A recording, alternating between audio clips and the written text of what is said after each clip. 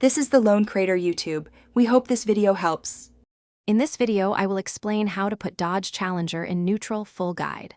Park on level ground, press brake pedal firmly, shift to neutral using the gear selector, and keep the brake applied while checking indicator lights and listening for drive disengagement.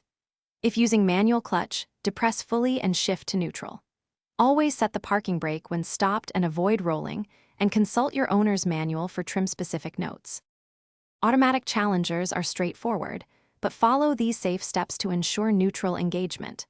With foot on brake, move the gear selector through park and reverse to neutral until the neutral indicator appears. Confirm the transmission disengages by lightly rocking the vehicle with the brake held and set the parking brake.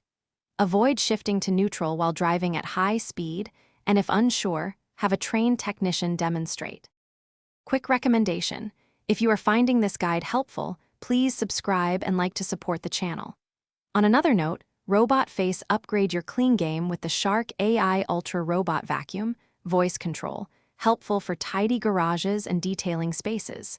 Check the description for the link and other deals, and consider the time you save when maintaining your vehicle area.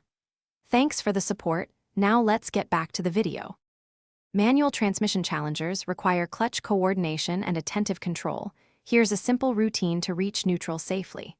Press the clutch pedal fully, lift the throttle to stabilize engine speed, then move the shift lever into the neutral gate. Confirm neutral by releasing clutch slowly while the handbrake holds the vehicle. Practice on flat ground, avoid abrupt throttle changes, and never rely solely on the clutch to prevent rolling on an incline. Thanks for watching. Consider subscribing if we helped you.